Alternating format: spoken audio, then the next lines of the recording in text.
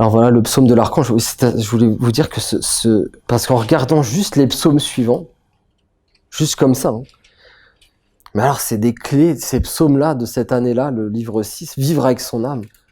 Alors c'est vraiment des psaumes de base pour s'approcher de Gabriel. C'est vraiment des psaumes qu'il faut lire et relire. C'est vraiment le moment où l'archange, c'était les premières célébrations, vous comprenez, où il donnait vraiment des fondements essentiels, des clés pour s'approcher de l'archange.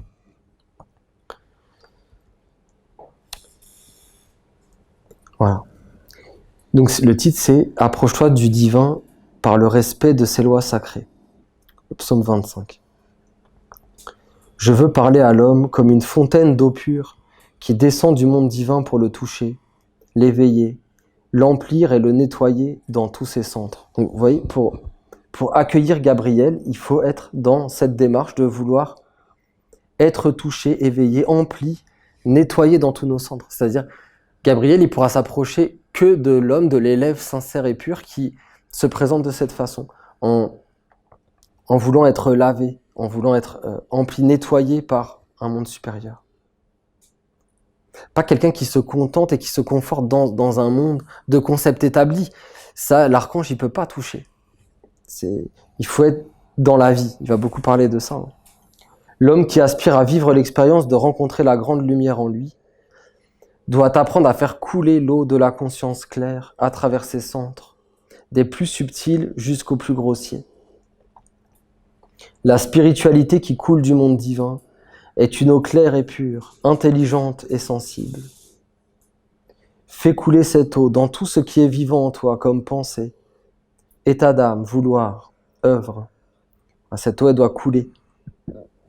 On ne doit pas être juste dans une aspiration à un monde supérieur. Vous voyez, à Michael, le feu de l'aspiration, d'avoir un feu, un éveil intérieur, de vouloir cheminer vers un monde supérieur. Après, Gabriel, c'est comme une deuxième étape où il faut que cette aspiration elle commence à gagner un écho dans ta vie intérieure. Donc que tu sois dans un travail intérieur, une démarche de faire couler l'eau de Gabriel dans les pensées, dans les états d'âme, d'être dans ce côté d'un nettoyage intérieur, de se laver, tout simplement de se laver, c'est ça qu'il veut nous dire Gabriel. Apprenez à vous laver, soyez propre. Ça veut pas dire que vous pouvez pas être sale, vous comprenez la nuance? C'est que il faut se laver tout le temps, tous les jours. Ça, on le fait dans le plan physique, mais il faut le faire dans tous les mondes. Que chacun de tes sens devienne une source jaillissante d'une eau-lumière qui abreuve les mondes et se glisse dans tous les échanges fécondants pour faire naître la sagesse et l'amour en toutes les circonstances. Ainsi le miroir se placera aussi en toi et il reflètera ton être véritable. Si tu es dans cette démarche d'être une source jaillissante dans tes sens, dans les échanges, vous voyez, il parle des échanges fécondants, pour faire naître la sagesse et l'amour en toi, mais dans l'autre, dans les échanges. Si c'est pas ça que tu engendres dans les échanges, ça veut dire que l'eau à l'intérieur, elle n'est pas propre. Et si on est là-dedans, d'être transparent, peu importe comment l'autre va réagir, parce que des fois, ce qu'on veut transmettre, c'est pas forcément accueilli. Et ben tu passes ton chemin, mais t'en veux à personne, tu bénis tous les êtres.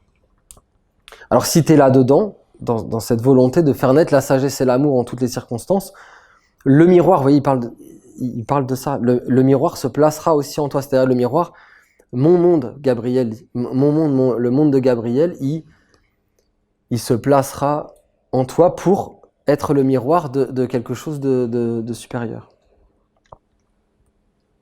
Mon eau est un miroir devant lequel il est impossible de se cacher. Voilà. C'est lié dans la forme du culte, c'est lié au triangle des invocations. Ouais, c'est la sphère de Gabriel. Où là, tu peux pas te cacher, il y a tout qui apparaît. Et il faut être dans même la démarche consciente, volontaire, que rien ne soit caché. Il faut le dire, il faut le vouloir. Je veux que rien ne soit caché en moi. Père Gabriel, aide-moi. On peut s'adresser à Gabriel sur le triangle des invocations. Aide-moi à voir ce que je ne vois pas, que je ne puisse pas être illusionné par des mondes, que rien de sombre ne puisse m'attraper. C'est les paroles d'ailleurs du triangle. Quand on monte sur le triangle, on demande des choses comme ça, on demande que l'œil s'ouvre et que voilà qu'aucun monde sombre ne puisse m'attraper parce que on veut que les choses apparaissent dans le miroir de Gabriel. Découvre le divin à travers l'observation de toi-même et du monde.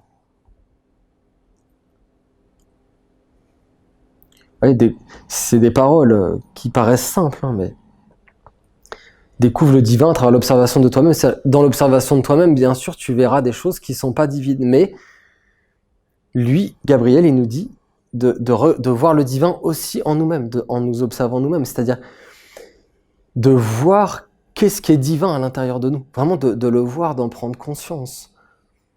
Et d'être dans le prendre soin conscient et volontaire de cette flamme, de ce qui appartient à Dieu à l'intérieur de nous. Découvre le divin à travers l'observation de toi-même et du monde, même du monde, qui peut nous paraître souvent injuste et tout ça. Ben non, Gabriel nous dit découvre le divin dans l'observation de toi-même et du monde. De voir que tout est empli par une sagesse supérieure, que la sagesse règne, que la sagesse gouverne, que la sagesse est omniprésente. Je viens à travers une alliance de lumière avec un maître incarné au sein d'une école des mystères, car je veux m'approcher d'élèves qui possèdent les fondements de la discipline et comprennent la nécessité absolue du respect et du sens du sacré. Oui, il nous montre aussi une structure que il faut qu'il y ait la vie à travers des êtres vivants qui portent l'alliance, et parce que c'est la garantie qu'il y a le respect, vous comprenez ? Il y a le respect des lois divines et du sens du sacré.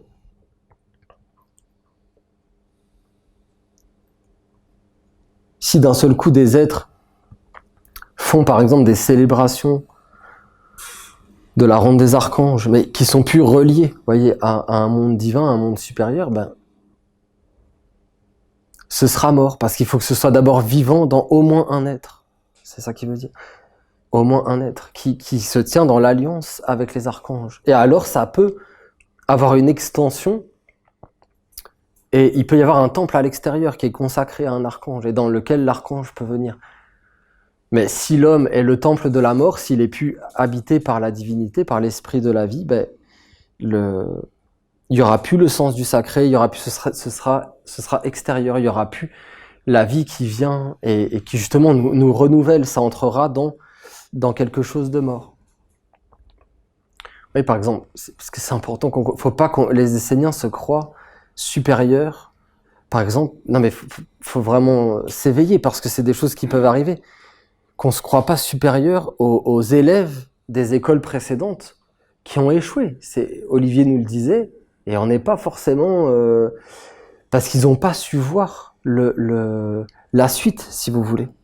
Et donc ils sont restés figés, c'est-à-dire ils faisaient les mêmes choses que quand il y avait le maître qui était présent, mais ils l'ont plus fait dans la vie et dans l'alliance. Ces choses, c'est pas un dû, vous comprenez, c'est pas gratuit, c'est pas des choses qui se font comme ça. Il faut vraiment qu'il y ait des êtres qui payent le prix, qui payent le prix pour que ça puisse exister. Après, bien sûr, c'est une œuvre d'ensemble dans laquelle il n'y a aucun être qui est au-dessus d'un autre, mais ça passe par une structure. L'archange Gabriel, il dit voilà, je peux pas me manifester sur la terre s'il n'y a pas un maître incarné, s'il n'y a pas un ou plusieurs êtres, c'est-à-dire qui portent l'alliance avec les mondes supérieurs.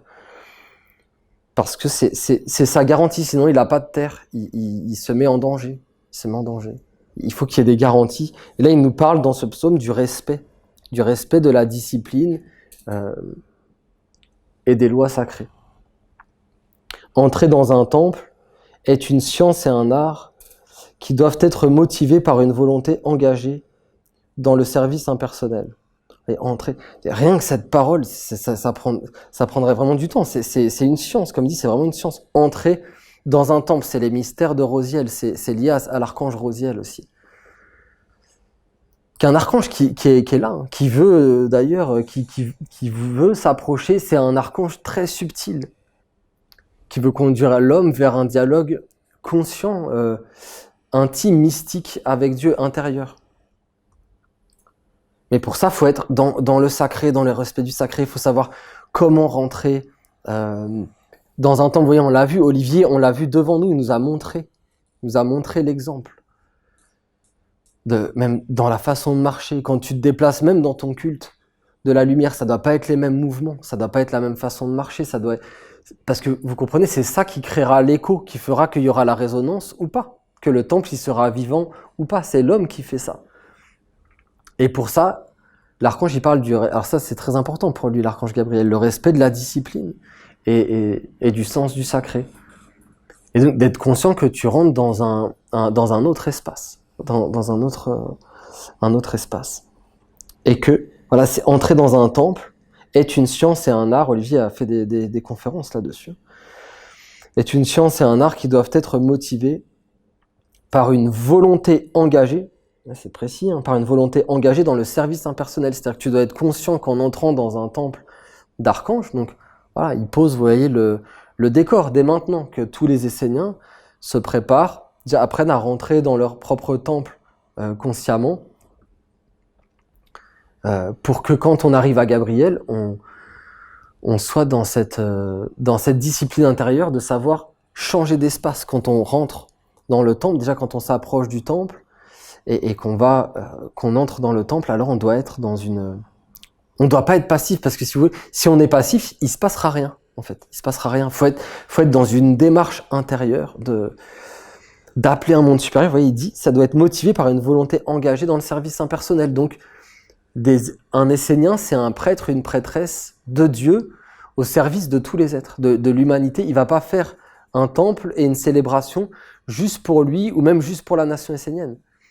Il va le faire pour le bien de tous les êtres. C'est un service impersonnel pour bénir la terre. C'est des moments propices comme on peut pas imaginer, des moments d'exception rares, que rares sont les hommes qui peuvent vivre ça et qui ont vécu ça, de rentrer dans un temple d'archange. Parce qu'avant, c'était réservé, vous comprenez? Avant, c'était réservé à des êtres, à des maîtres, qui pouvaient bien sûr avoir une communauté d'école et qui étaient à la 4e marche. Donc, eux qui étaient comme un temple d'archange.